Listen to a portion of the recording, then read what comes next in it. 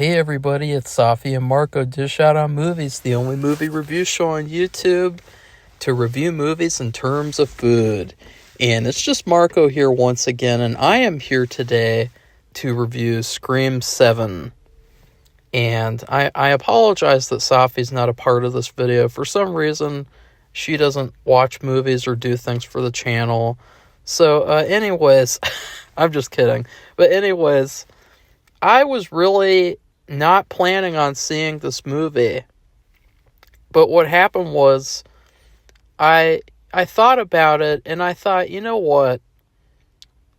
Scream movies were a huge thing to me as a kid. And I've always been such a huge Scream fan until Scream 4 sucked. I got really mad, and then I was not really a fan as much anymore. And then I kind of came back to it, but then Scream 5 and 6 were just terrible. I mean, both of those movies, they felt like, and I've said this before, they felt like they were off-brand. They didn't feel like they were real Scream movies. They were both terrible, abysmal pieces of shit. And so I was really fighting with myself to see this movie because I didn't see 5 and 6 in theaters. So I have never seen a Scream movie in theaters. And yes, if they put the original one in theaters, I would happily go. But this was an opportunity for me to go see a Scream movie for the first time in theaters. And as a longtime fan of the series, I just had to do it. And I'm not going to bring anything personal into this review because I know that there are very good reasons to talk about things not even related to the movie, especially with what's going on right now in the world. But I just really am not going to talk about that stuff. It really has nothing to do with the movie itself. So yeah, and also, by the way, I had $18 in Fandango credit because I missed another movie that I wanted to see. So it was really like the perfect chance for me to finally go see a Scream movie and to see Scream 7. And so I was really excited. I got to the theater. I immediately had to go to the bathroom. And then I got into the auditorium. And I sat, you guys won't believe this, in front of me, there was literally a family with like a 12-year-old girl and a 7-year-old girl. And the 7-year-old girl sat in front of me. And it was so fun watching this movie with them in front of me because it was so interesting and I don't know, it was awesome to see, the next generation getting to experience, a new Scream movie, and they were so into it, and they had so much fun with it, even though it got to be where it was by the third act. They had a lot of fun with it, and it was just really great to see that. It was that was something I wasn't even expecting to see, and it was also pretty funny, because I was like, oh my god, I wish I would have gotten to see a Scream movie in theaters, as a little kid, I wish, because I was a huge fan of those things. Every single one of the first three, I had the box set, and so anyways, getting through that, I had to go to the bathroom, and again, because there was 40 to 50 minutes of trailers and advertisements. And I didn't even drink that much water. I just drank a little bit. So I had to go to the bathroom again as soon as the movie started. And what was really funny was, this is not a spoiler, but in the opening of the movie, there is a lot of discussion about characters having to go to the bathroom. And constantly, the first 5 minutes, there's a character looking for the bathroom. And I thought, this is so hilarious. I really have to go. But I just didn't want to get up. It was I wanted to see the opening. I didn't even know, when am I going to leave? This is the opening of the movie, and I don't know what to do. And it was tough. I was sitting there. I crossed my legs. I was planning. I crossed my legs because when you do that, somehow it kind of suppresses the need to go for just a little while. And then I was planning on doing another snack video where I talked about, what the best movie snack was. And I did not want to eat the snack because I knew if I ate it, I would have to drink water. So it was like a torture experiment. The first probably like 30 minutes of the movie, I was like, okay, I'll go to the bathroom in the opening credits. And there was no opening credits. And so then I was constantly like, okay, I need to see this first scene. But then after the first scene, I'll go to the bathroom. And then the next scene came. And I was like, nope, I can't miss that. And it just continued like that for a little while. And it was really like, I was like, I don't know what to do here. I need to go because I need to watch the rest of this movie to give it a review and to just, enjoy the movie. So finally I went to the bathroom and I came back, and so let's just get into the movie. Look, I might be a little biased because, again, this was my first Scream movie that I got to see in theaters. And that was really meaningful for me, honestly. And so I actually quite enjoyed the movie above all expectations. I thought that it was fun.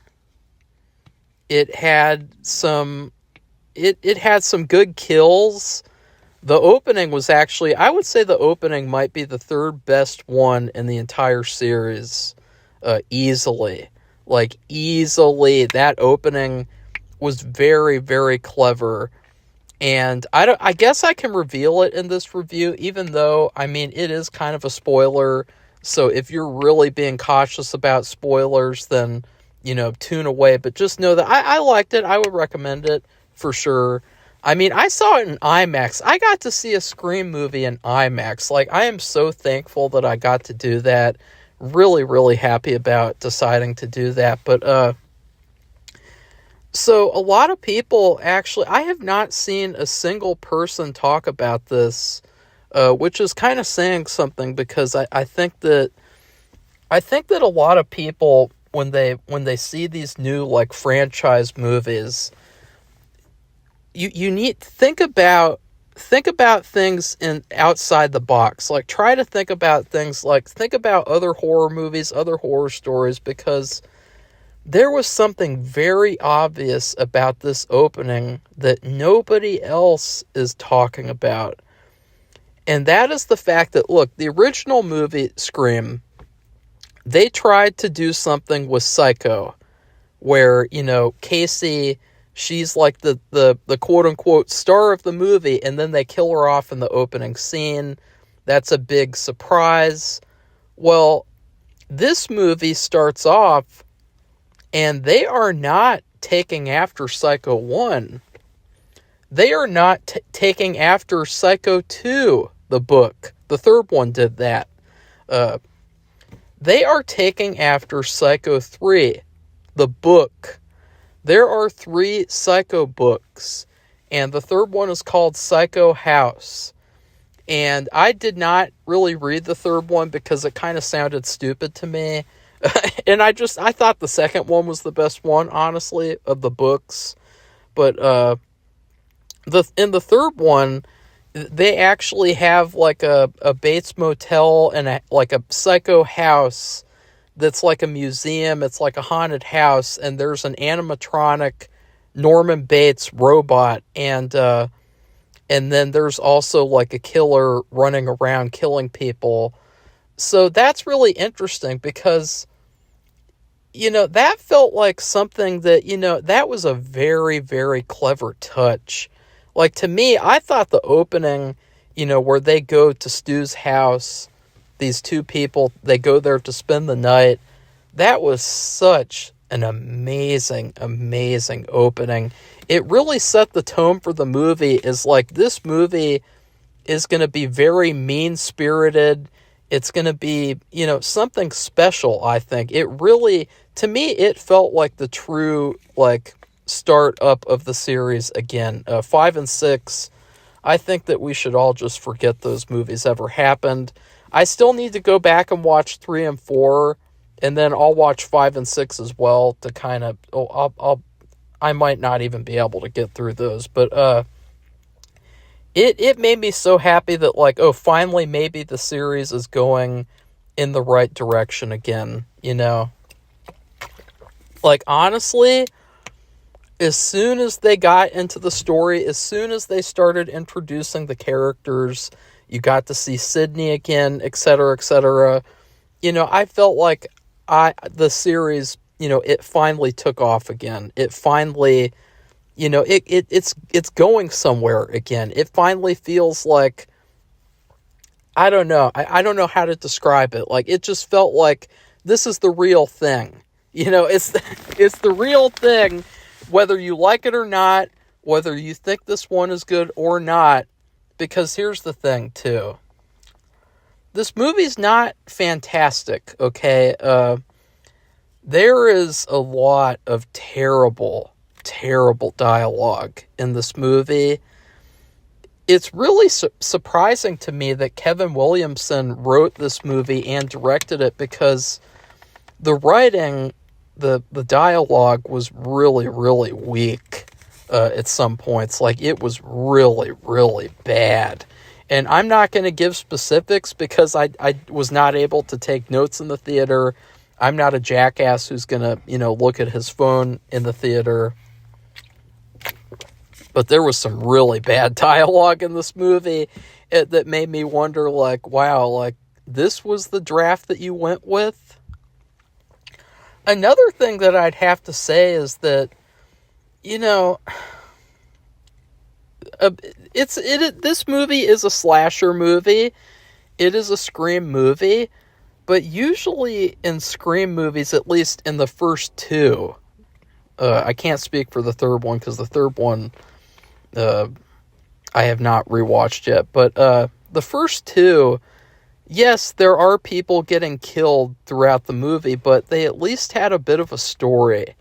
And this movie did not really have much of a story other than, Sydney's a mom now. Like, that was really the main story of the movie. Like, hey guys, Sydney's a mom now, and she wants to protect her daughter, and she's got a husband, and he wants to protect their family too. Wow. I've never seen that before. Wink, wink. So that was the first big issue with this movie. Like, they tried to have this mystery, this very, very loose mystery throughout, and to be honest, like, there really wasn't much of a mystery because, as other people have said, there was a process of elimination of suspects throughout this movie, and it was just like, yeah, this needed another draft. Okay, it definitely needed another draft to figure out how to make this more clever, because the one thing that they could have done, and they would have had like a home run, it would have made like $1 billion. They chose not to do it because I guess the people who make Scream 7, they hate making money. I know that the movie's earning a lot of money right now, but as soon as people talk about the movie, I don't know, I think it's going to drop off because, the one thing that the fans wanted, I don't really see that they got that here a lot. And that's not a spoiler because it could be literally anything. But yeah, some things that I liked about the movie, I thought that it was very enjoyable. I thought that there were some good kills. The music was actually pretty good. I really liked Neve Campbell in the movie. I heard some people saying that they didn't like her performance, but I thought that out of all the actors in the movie, that she was easily one of the strongest ones, if not the strongest one. And it was actually pretty interesting seeing her as a mom. I think that the big issue for me, again, is just how one-dimensional this movie felt. It really didn't feel like a very thick and layered and clever story like the original two did. It felt like this is another Scream movie. We gotta, make the fans happy. We gotta give them some kills. We gotta give them some suspects and have some funny parts and some scary parts. It didn't really feel like there was a lot of heart to this movie. It was very soulless.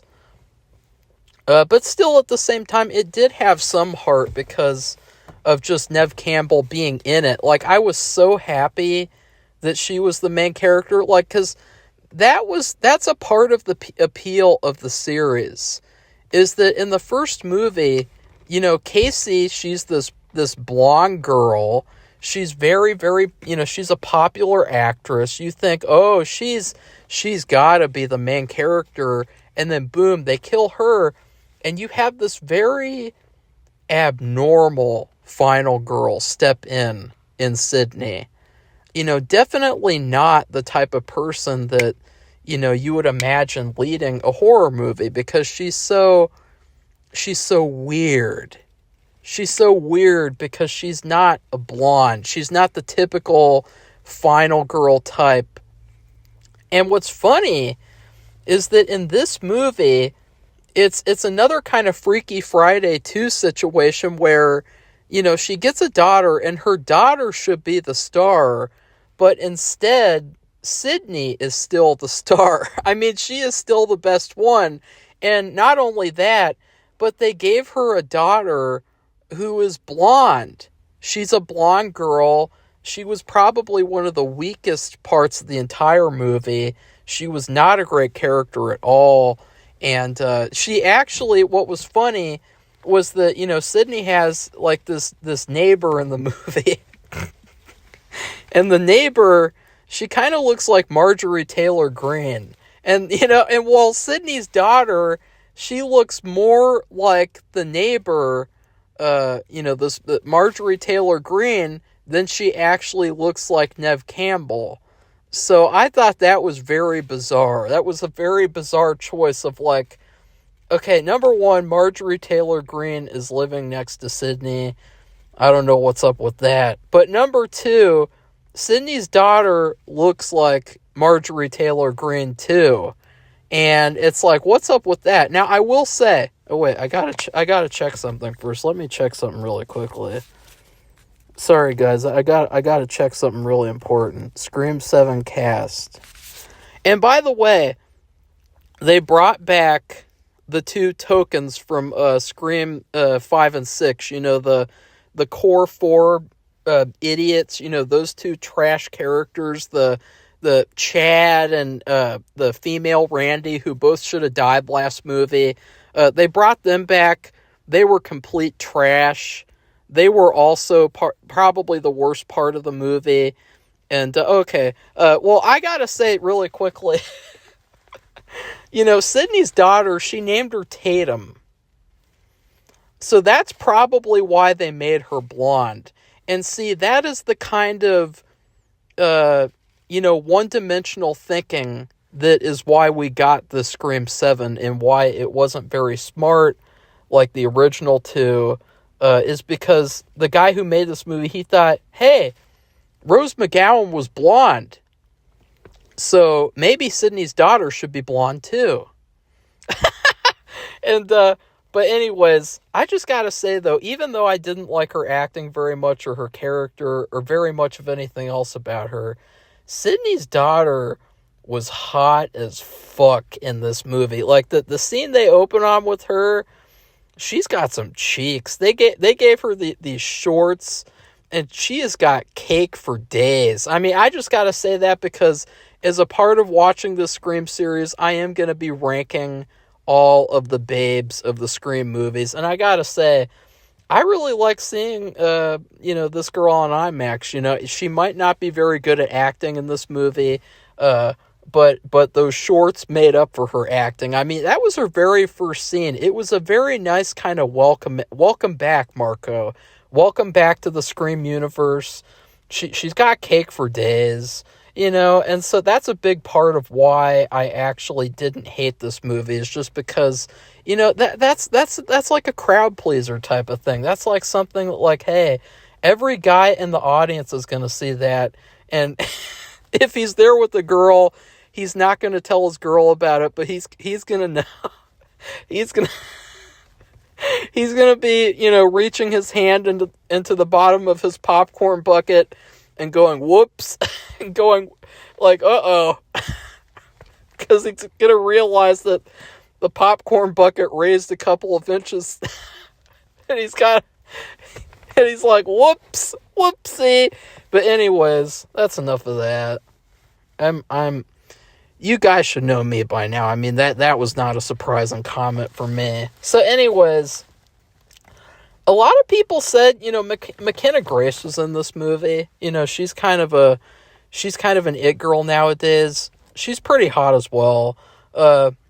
She's definitely hot, actually, I should say. I mean, honestly, too, that's another kind of funny thing about this movie, is that, like, all the main characters are really hot.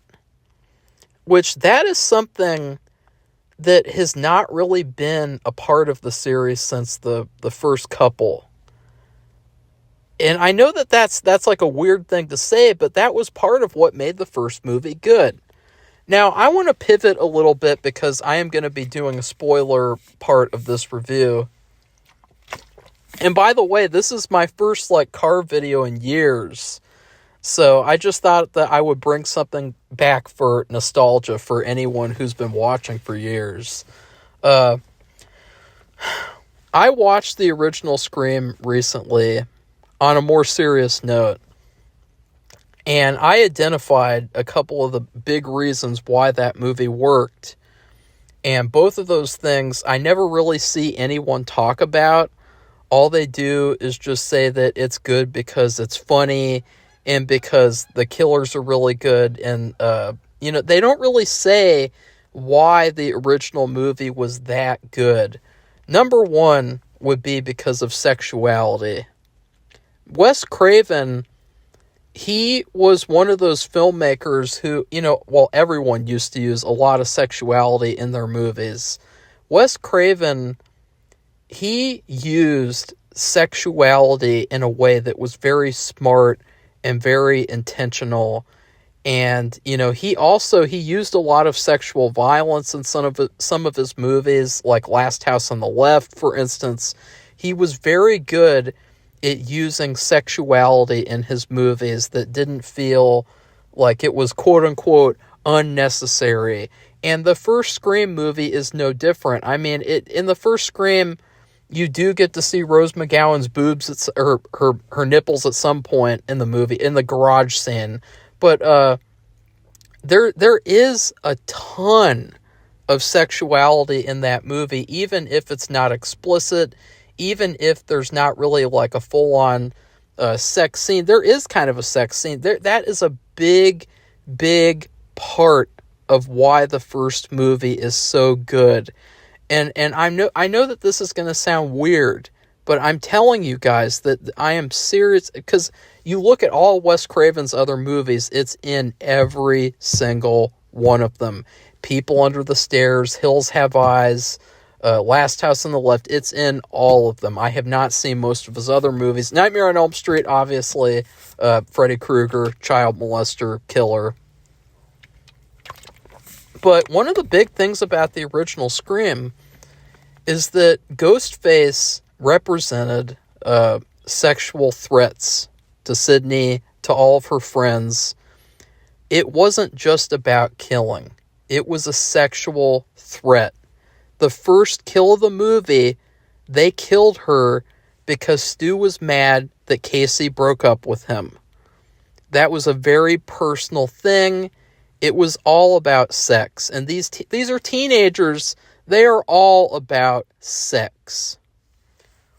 Constantly throughout the movie, you feel this kind of uncomfortable feeling, this kind of like, because the whole movie, you know, Sydney's trying to decide if she should have sex with Billy, if she's ready. And that's an important thing, because it also ties into the second reason why the original Scream was good, which is, I'm not going to bring it up because I just wanted to mention also, by the end of the movie, Stu tells Sidney he had a thing for her. So you guys can see, sex is a huge, huge part of the original movie, and for some reason, after the first movie, they couldn't handle bringing it back, so that's kind of bizarre. And then the second big thing is that with the sex part, it not only is important because final girls don't have sex, which in this movie, they kind of ruin that. Well, that's not a spoiler, but they kind of ruin it in a different kind of way. You guys won't guess, but anyways, it ties into Sidney's mom's death. Because at least from the original movie, they implied that Sidney's mom was raped by both Billy and Stu. And also, Sidney having sex was kind of like symbolic of her moving on from her mom's death. And that's the other big thing about the original movie that they do not include in the seventh one. There is a big supernatural undercurrent of the first movie, and I am working on an analysis of the first one, which is going to be called Scream is a Ghost Movie. But once you have that in mind, you cannot watch the first movie the same way again. There's nothing literally supernatural, it's all symbolic, but the supernatural thing is a big deal in the first movie. The whole thing is just as much about Sidney being haunted by her mom's death as it is about people getting killed. You have just the fact alone, Ghostface. Ghostface is the main killer of the movie. Not only that, they wanted to give Ghostface a white cloak like a ghost. They did not want to give him a black cloak. And so I'm just going to leave it at that because I don't want to spoil the analysis because it will be on Patreon very soon. But that's the other element that once again is not really a part of this movie. And it's really, really weird because they never really dealt with a lot of these characters' deaths a lot. Like, in terms of like, oh, okay, that person got killed, let's move on. Oh no, we're in a chase scene, that person got killed, let's move on. I'm not talking about Scream 7, I'm talking about the series as a whole. We never get the same kind of impact for characters' deaths as we got with Sidney's mom in the first movie, and that is a big reason why the Scream movies have failed since the first movie, why they haven't been really, really good instead of just good. And it's really sad because in this movie, this is not a spoiler. There is a scene where Gail and Sidney are talking about, losing people.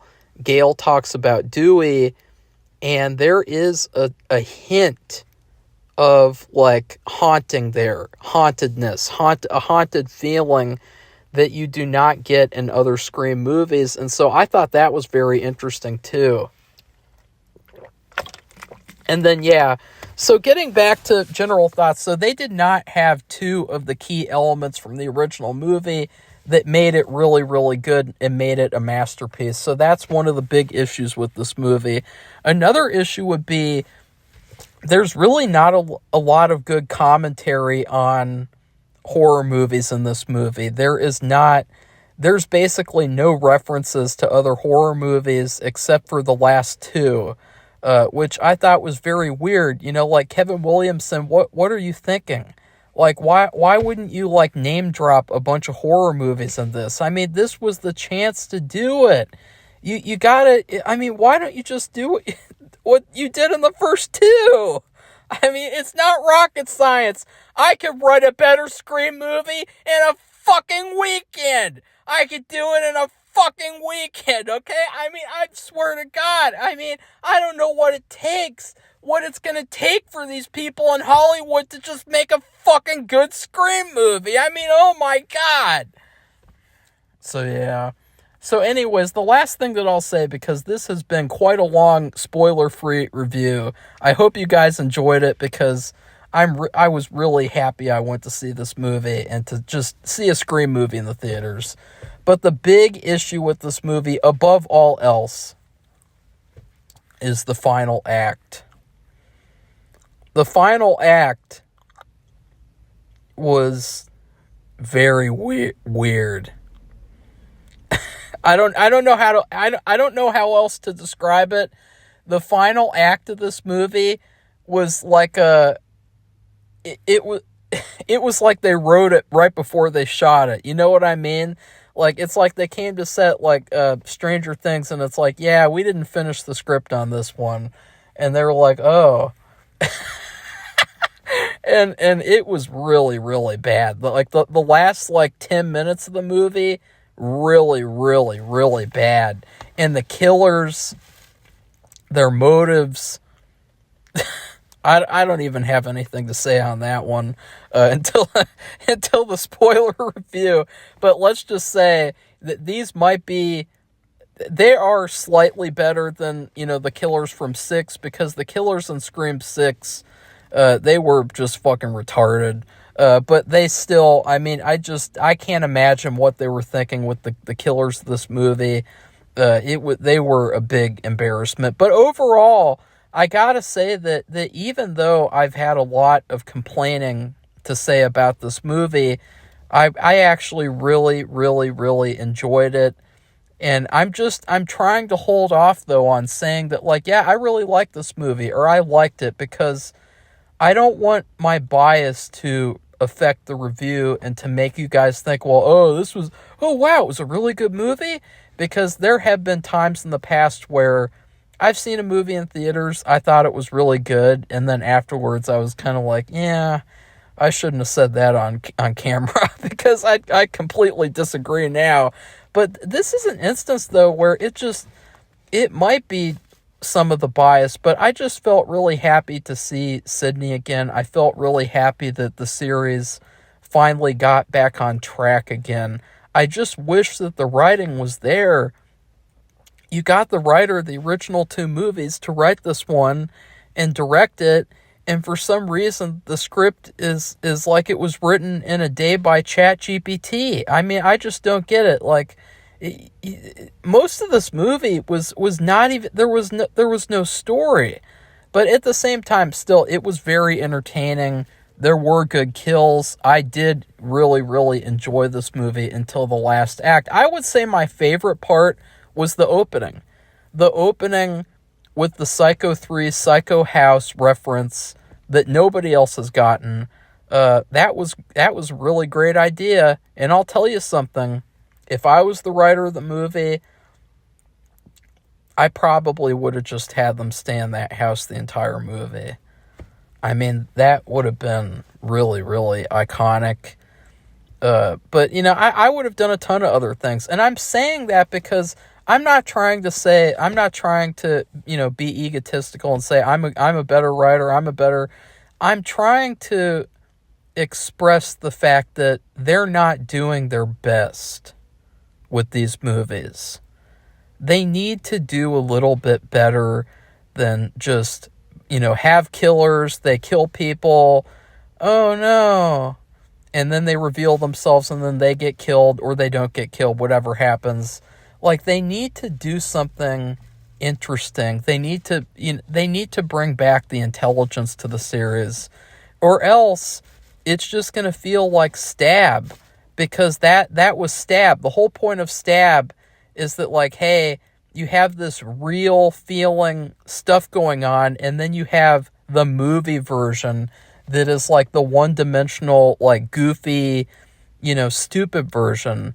And so I really feel like the guy who wrote this movie, Kevin Williamson, he needs to take his time with the next one, which is really unfortunate that I'm saying that, because they are currently on track to shoot it in the fall, Scream 8.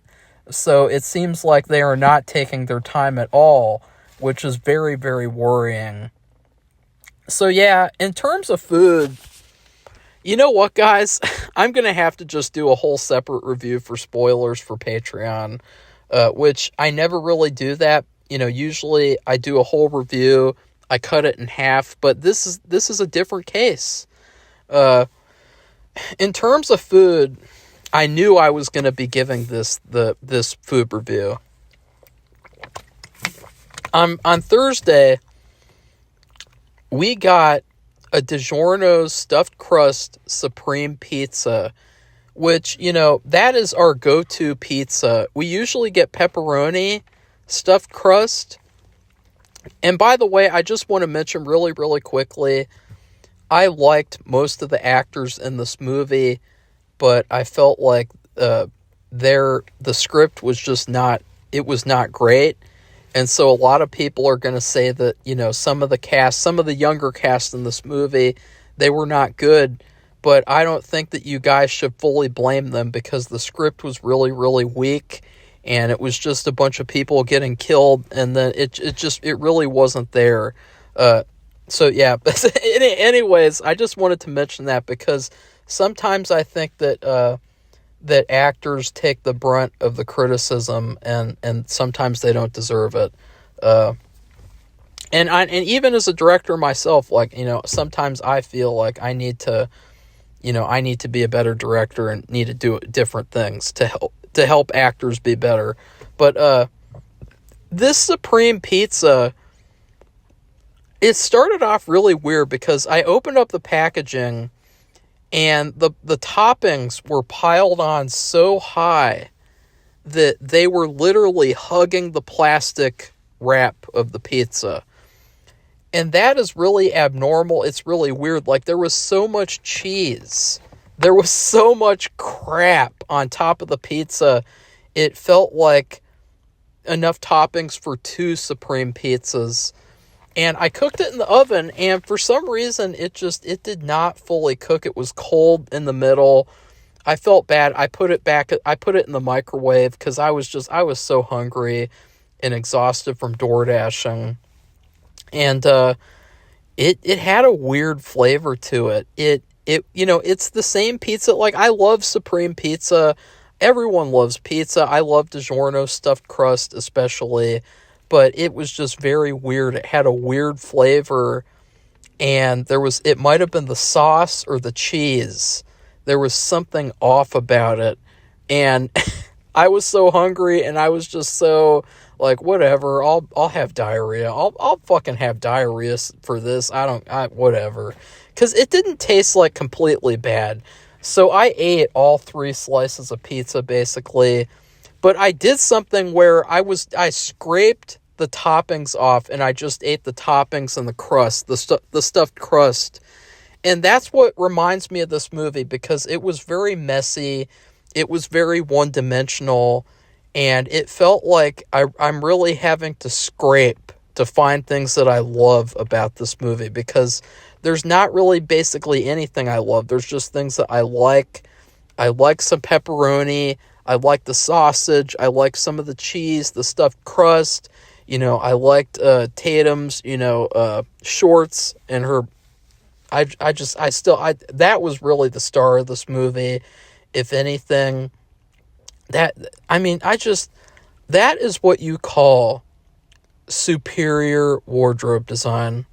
Just saying. So I love that. So anyways, this movie's fun. And I've said the word fun quite a few times, but I swear, people, I know that, sometimes I have been known to overhype movies, and then later on I'm like, that wasn't very good. But I did enjoy this one.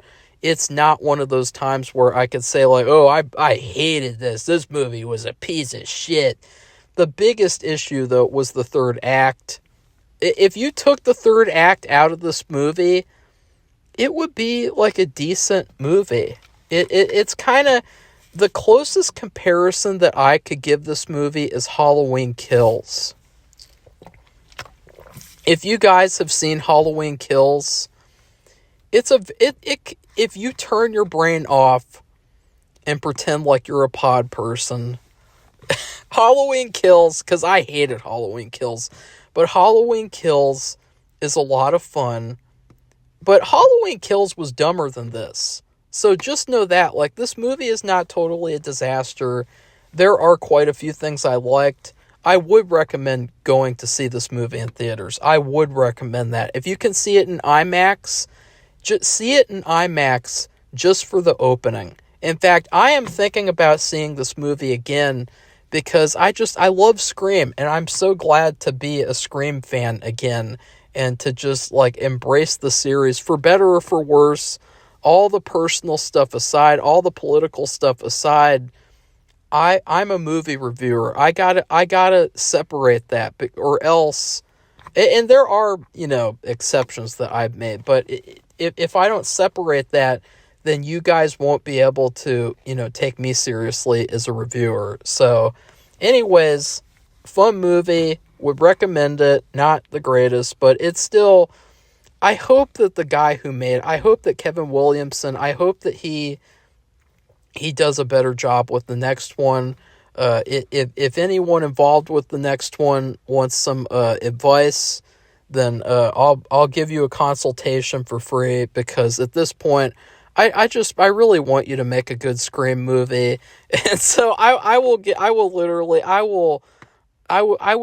do anything. Like, I swear to God, like, because I want a good Scream movie. I want a good Scream 8.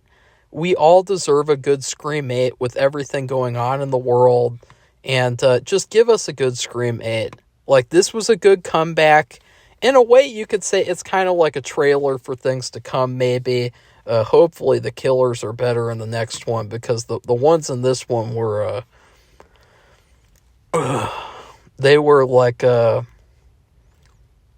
I don't even know what to say about the killers in this movie. Like, I don't even know what to say. But but please like this video and comment, and please subscribe to our channel.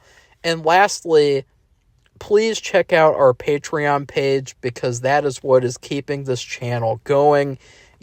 For years and years, I have wanted to get better equipment and wanted to really upgrade this channel. And I thought I would reach 1,000 subscribers really quickly, and then I could get, better equipment after that. But it just hasn't happened yet. And so I'm really trying to figure out a way to do that, with, the fact that I'm making movies myself.